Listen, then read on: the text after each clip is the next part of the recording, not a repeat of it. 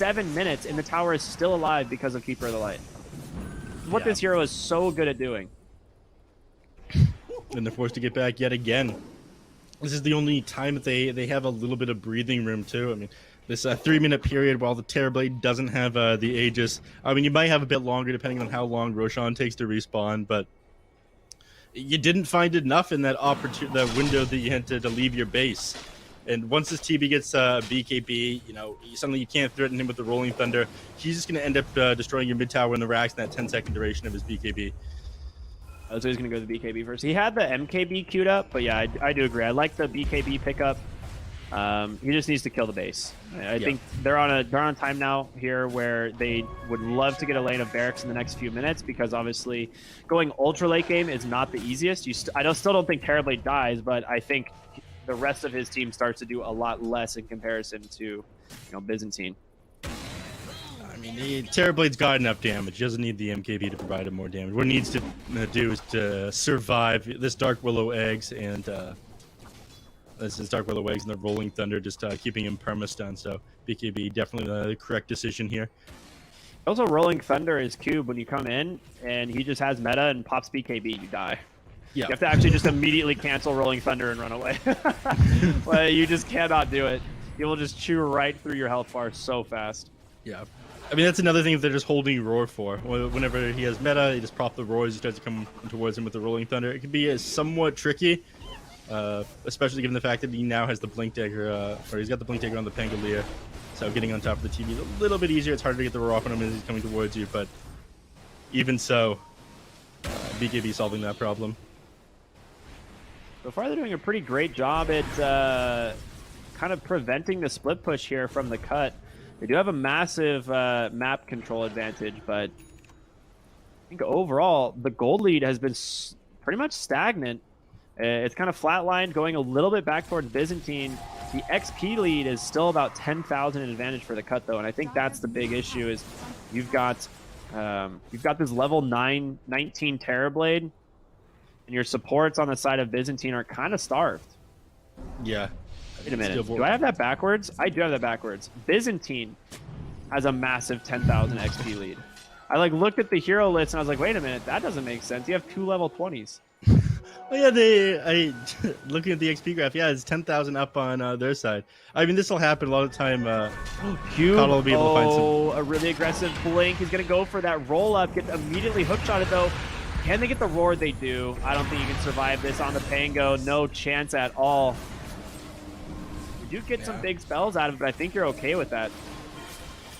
You get some stuff. The Pangolier is crucial to defending the high ground. Again, this is the main reason why Scourge McDuck is forced to build his BKB, because he doesn't want to get perma-stunned and killed by the Rolling Thunder. Now it's on cooldown for another 50 seconds. He's feeling much more confident. You're able to grab this tier 2 tower here in the mid lane, which in turn makes grabbing Roshan even easier. Who's going to respond another minute and 30 seconds. They stall for now, so Naga cutting these creep waves actually keeps his mid tower alive. And this is why you're hoping to end a little bit earlier. The Naga Siren split pushing factor. I hate dealing with this in my games. I absolutely do not miss the Naga Siren patch. Yeah, she has the Heart of Tarask finished as well, so tons of HP, 30 armor almost 3.2k HP to work with. For some reason, it looks like the health regen number is broken. Like, she's definitely getting more than 15 health per second. Oh yeah, she's getting about 66 health per second, so that's pretty good. Yeah. Naga Siren, very tanky hero, and doesn't really have to go back to base, and continuing to hold on to this Fated Brooch for the extra movement speed.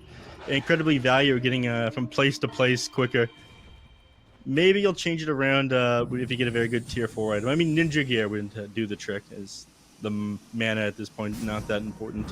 Curious what your next item is going to be on this Naga Siren, though. Oh, look at the Courier Witch Doctor. Oh my god, he made it out. Tingle King, the Spooter legs. He's gonna find. Oh! He needs to chop the trees. Oh no, he's got it with the boars. Okay. That was entertaining for sure. Lil Nick? Alright. Ghost walk out. He knows that Dark Willow is up on the high ground thanks to that Terrorize. Just gonna immediately Shadow Realm TP. Yeah, Roshan respawning in 2 seconds. Pingu, don't you do it! Don't you do it! Stay in there. Oh, yeah. Look at that. Those are- Pingu. How many good things does Pingu do, honestly? I mean, he's carrying the game. Let's be real. He is the future of NA Dota. Guy, so freaking good. And, yep, Terrorblade, pretty good at taking a Roche, and I'm waiting for that Alacrity, a casual 260 plus 170. That's a Neff, quick maths. That's a lot of damage. That's many damage right there. It might just be enough for them to grab this Roshan before the Naga Siren has a chance to get in there and use the Song of the Siren. It is. Yeah, Aegis Cheese on board now. Yeah. I mean, that's one of the moments you have to turn this game around. Naga Siren being so good at taking these Roche fights, but you're just going to go down! Naga, she gets ward immediately jumping onto her. The damage coming in the EMP, they burn all her mana. No Song of the Siren, buyback available. Scourge even commits the BKB just in case. Such an important kill. Yeah, they don't even care about this backdoor protection. Look at Scourge McDuck rip through this with the Alacrity. 500 damage and attack he's got. And he's attacking quick. Yeah, his You're gonna have to just buy got back delivered. here. Oh yeah, absolutely. You're gonna have to buy back. They will go ahead and use Fort, I'm sure. Yep, there it is. Trying to slow down this push. But yeah, you're going against a 500 damage Terrorblade here. And it's just gonna keep getting worse. Okay, that was a lot of damage coming out from AMD there, but Scourge, there it is, the Solar Crest, the Alacrities. Where are they? Give this man the damage. Scourge, he will lose the, or he will get the tower and loses for his health. And AMD uses the BKB immediately. Scourge, he's got to be careful. He doesn't have BKB available. Gets the Force Staff out. A nice ultimate coming in from the Witch Doctor, though. Plus the damage from Cube. Scourge, he has to get the Sunder, but it doesn't happen. They chainsaw him down perfectly. Cube, an incredible play. Yeah, finished off there finally. I mean, he used that BKB a little bit prematurely there in Templar's Addison, but AMD just being as disciplined as possible. If he ended up getting that Sunder off on the TB, you know, you can't make that play happen. This is why he bought that BKB, and this is why he was super worried. But you know, you committed onto that Naga side, and you managed to hold the rack. So you're holding the line for now. 50 seconds without the TB, and they might finally get this tier 1 tower. Clap it up, everybody. We got a tower down in the mid lane. Check mark. We've done it. I mean, this is such an important objective. Suddenly, it's so much harder for the heroes on the side of the cut to access Byzantine Raiders part of the map. Oh, Blinker bottom lane coming in from Tingle King. Dark Willow just used the Shadow Realm. She's going to go down. Nice play by him. Roar's down, but I think you're okay with that. He's about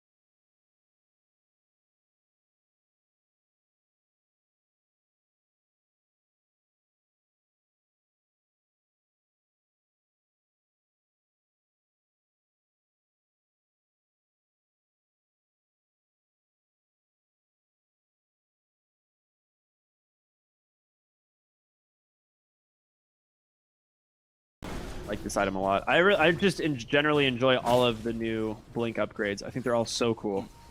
The overwhelming blink's a little bit boring. A little bit more like the underwhelming blink. Am I right? No, I do like it. I think the overwhelming blink, it is really good utility, but yeah, it's the less flashy of the two for sure. A Stormcrafter for the Beastmaster. Okay, he's actually really happy with that because 4 mana regen on his build is actually huge, and he's going for the Octarine now, and he's about to have it. Well, he's not about to have it, but he's going to get there pretty quick. I'd rather have a Spell Prison. It also gives you 4 mana regen, but whatever. Oh, Abyssal onto Cube. They even commit the Roar. All right, well that's the Abyssal reveal from the Terrorblade there, so that we'll have to be conscious of that one.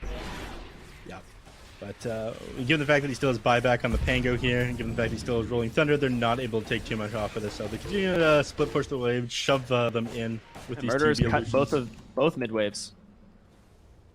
So you have no waves to push. You have the 30-minute outpost or the 40-minute outpost being claimed. So that's going to give yourself a little bit more of an XP advantage. I think right now it's still going the way of Byzantine, right though? Yeah, it is. So Bounty runes, all 4 should go their way. Oh, bottom lane. He's found the real Naga Siren. Invoker in some trouble, potentially just going to immediately Song of the Siren. They have a way to cancel it, though. Willow's Wisp does not do that. No, it does not.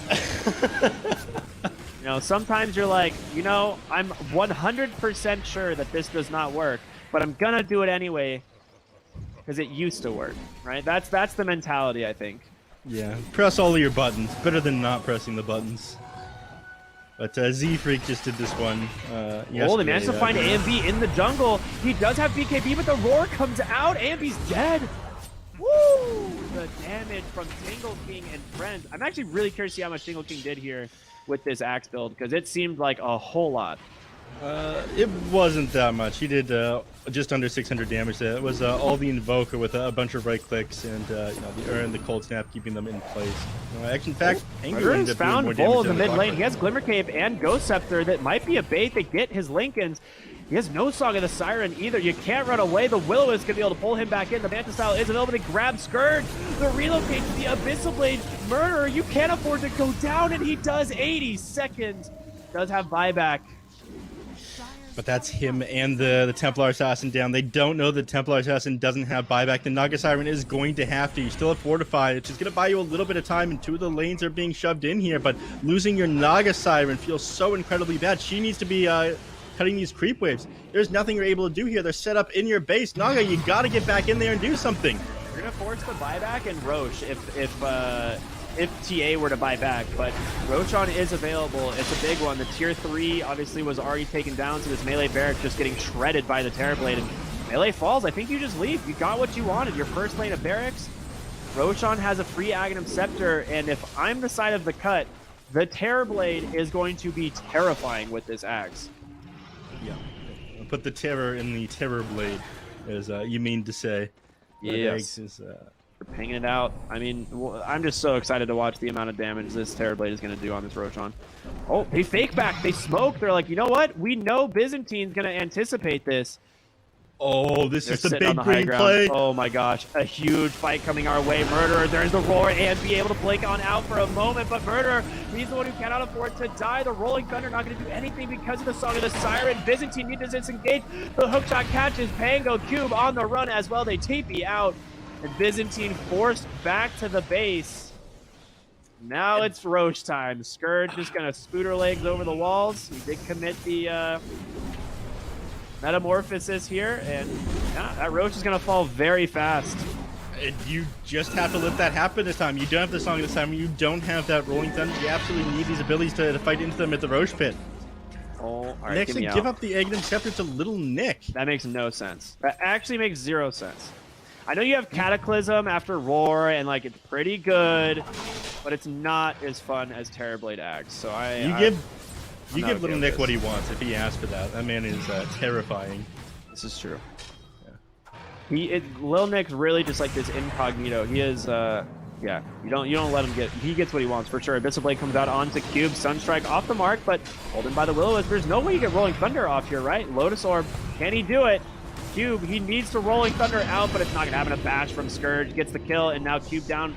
Does have buyback, but again, like they're just doing so much damage. The melee barracks exposed in the bottom lane as Scourge just walks on up. He knows there's no fortify. Goodbye. It's like you can't stop the Terrorblade. Yeah. I mean, he's taking a lot of damage here. They're able to harass him, and Dark Willow is doing a lot. That's all magical. Your almost 50 aura means nothing there. Thank you, Naga Siren Illusion. Yeah, very convenient illusion there, right? Don't mind if I do. Oh, how do you do? Naga Siren, I mean, she's trying to split push as much as possible. We saw her in the bottom lane there, cutting the waves, smoking back out again with that ninja gear, doing her absolute best. But if she gets caught, the game is over, right? Like, she's on dieback. There's no way she can afford to go down here. We'll catch Pingu on the side. There goes Murder with the net, trying to do what he can, but a hook shot out, and now Scourge, he's pinging out the Naga Siren like, hey, I want to Abyssal this this target here. Naga Siren comes out. We'll just disengage back to the base. She has no TP. Ilmic might be able to cut this off. Does have a Force Staff, but an incredibly sketchy engagement. He's not going to be able to grab that one. Needs that sheep stick completed. He's still quite far from having that. You catch the Naga Siren with that, you know, buys your team what they need. They get Clockwork to get in position. Terrorblade being able to move over there and get that Abyssal Blade off. Who's gonna be working on his luxury items pretty soon. We start to see Swift Blinks, Aghanim Scepters, and Shards come out on him pretty soon. He's sitting on 10,000 gold. This is a 40k net with TB. Give this man an Aghanim Scepter, Neff. What am I, like, how many times do I have to say this? Do people not realize how good the Terror Wave is? He doesn't need the handouts from Roshan. This guy's pulling himself up by his bootstraps. This is he the can American just buy way. it himself. What is, like, he's got enough for Ags and buyback. Oh my lord. Alright, tier 3 under siege the Will-O-Wisp just to ensure this as Scourge gets both the Alacrity and that Solar Vest. The disarm immediately purged. Tier 3, the range, and now the melee barracks under siege. Curse Crown will pop, slowing this down just a little bit. Tornado on the backside able to disrupt AMB's initiation. Terrorblade still has Aegis and BKB, but the Mega Creeps have been... Oh no, there's still a range barracks mid, but able to get the first life on the Terrorblade. The question is, can he get the second? He's got a BKB. Can't time that stun perfectly. Hook shot on the backside from Pingu. There's going to be the meta, and they're going to turn it around, looking to catch these heroes and be able to purge off that reflection. Pingu needs to get out. He's bashed up. Pops that Ghost Scepter. Curse Crown, however, going to make this borderline impossible. And meanwhile, mid, Terrorblade Illusion, Press of Boar, able to finish it off. Everybody got no BKB. They're going to be able to chase him down here. Terrorize does connect. Scourge on the run. Might have a favor here if he can get this Sunder off the Tornado. You're kidding me, Scourge. Is he going to survive? No, AMB with the blink on the backside with the help of Frugos. They take him down. A big win there for the side of Byzantine. But it is a costly one as you are mega creeped and the tier 4s are taking some damage. Things do seem hopeless. I mean, they can come back from mega creeps here. I've seen harder games. Templar and Naga Siren able to split push out these waves, but a lot of the time they're just going to be stuck in their base at this point. The game is looking very difficult. They're certainly not going to be able to take advantage of the 70 seconds. This TB is dead. Again, just backs against the wall at this point. Byzantine Raiders, they're not giving up though. This match being so important to them.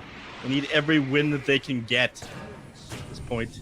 Yeah, absolutely. All right, he finally queues up the Ag Scepter. Imagine, Neff, if you will, if you have Terror Wave in that last engagement. Pretty good. You live. You live. probably don't die. Oh, forgive me. I'm not flaming. I think the Terrorblade Aghanim Scepter is incredibly undervalued. I think it's one of the better Aghanim Scepters right now, and I'd like to see people pick it up more. Wow. I mean, they're now going for last-ditch items. I mean, you get your luxury items here on the Terrorblade. AMB, Templars is looking for a luxury item of her own. Has been switching between this Daedalus and Divine Rapier. Hasn't quite made up his mind here with how he wants to close this game out. I mean, honestly, you have to go Divine here, I think. I don't think there's any way you can, like, realistically end this game with a Daedalus. Oh. You have to sell. Yeah, it's like you have to sell the Dragonlance. Yep, there it is. He is going to go the Divine Rapier. I was like, there's no way that you can take on this Terrorblade and realistically end this game against him with a Daedalus. It's going to be the Divine Rapier. Yeah, looks like he wants to hold for buyback at the same time. I'm not sure that's the play. I mean, actually, it's not the Rapier. It's going to be a Nullifier. Okay, interesting play. Frugo's caught out a nice blink in, rolling Thunder from Cube, but Scourge just pops his BKB. He's going to be able to take down that Witch Doctor so dang, or I'm sorry, that Willow so dang fast. And Song of the Siren gives her some time. The BKB expired. Murderer, he is going to make it out on the last second of that Song of the Siren. He goes down. The game is over here. Doesn't have the money for buyback, and is on cooldown for another 30 seconds here. Naga would be gone for so long, working on a Nullifier of his own. I mean, you're able to pick off the supports with that one, sure, but that's just the support. You can't ignore this TB. Yeah, I mean, you don't have buyback for another 500 gold on the Templar. And I honestly believe if you die on either the Naga Siren or the TA, you don't have a way of holding. Those two heroes need to be alive. Roar in the mid lane onto Cube. The Aeon is going to keep him alive, though, on the backside. Scourge, there's going to be the Terror Wave sending the Naga Siren back, and Scourge is going to lay into the Dark Willow. You've lost the TA mid. You lost the Willow bottom. The only survivor is Murderer. He's got nothing left. The team is going to start to surround him. The Lincoln Sphere is proc. There's going to be the Sunder onto the Illusion, and with the Deafening Blast disarmed for so dang long, and Scourge will just beat down that Naga Siren. They continue the onslaught. Abyssal Blade is available, going to stun up Cube on the Pangolier. Does have Rolling Thunder, will use it to get away, but Tingle King, he's got to be careful. I mean, it is just Cube wanting to have a little bit of fun before this game ends, I believe. There it is. The GG comes out. Can he finish off the Beastmaster? He does. Well played by Cube. Honestly, a great Pangolier player. But it's just not enough. Scourge McDuck on the Terrorblade, finishing it off with a quick 2-0 here for the cut. The cut showing why they are one of the strongest teams, with two strongest, along with simply two base inside the NA lower division here of the DPC, and things looking a little bit rough for the Byzantine Raiders. I mean, shaping up as this tournament is going along, looked very strong in the last series, but things not going so great for them, unfortunately, and it does feel a little bit sad, you know, as Jenkins was talking about, bottom two teams, they don't end up getting any money. There are a couple other tournaments in North America these teams have the opportunity to play, like some Raccoon Cup coming up, and on the 14th, I think some community gaming tournament coming up on the 13th, but this is looking like it's got to be the end of the road for Byzantine Raiders. They've got 2 more weeks. They got to make a super strong showing if they want to stay inside the DPC and make it into season 2. I mean, it is so important that they win these next 2 games. So today, not so good for them. The cut incredibly strong, in Byzantine Raiders, I mean, despite having Steel Borko stand in for them, it wasn't what they needed to cinch this one out. Yeah, it was just a rough game, and you can't really, like, I think, honestly, when it comes to any team here in the NADPC, the big thing, or in the DPC in any region, is to always keep your head high, right? Like, it's one of those things, it's a pretty great accomplishment to make it into the DPC leagues in general. You have to commit a lot to make it through the qualifiers. You know, it's a feat all in its own. So if Byzantine does, you know, get relegated out of the DPC season, we'll probably see them back in the open qualifiers for season 2. And it's honestly fairly likely that we'll be seeing them back. I think they are definitely one of the better teams that's going to be going through those qualifiers. But yeah, I mean, if you're Byzantine, I don't think you should, hang your heads by any means. You know, be proud of what you've done to get to where you are, and just keep improving. But yeah, I mean, the cut is just a great team. At the end of the day, I think this is a phenomenal team here in the lower DPC. It's likely, based on the standings right now, that we're going to see these guys move it into the Division 1. I mean, they're in the rankings for the promotion. They've only lost to Simply 2-Based, you know, which is an undefeated team, currently 10-2, 5-0. Like, they are so dang good right now. Simply 2-Based, my friend. Simply 2-Based.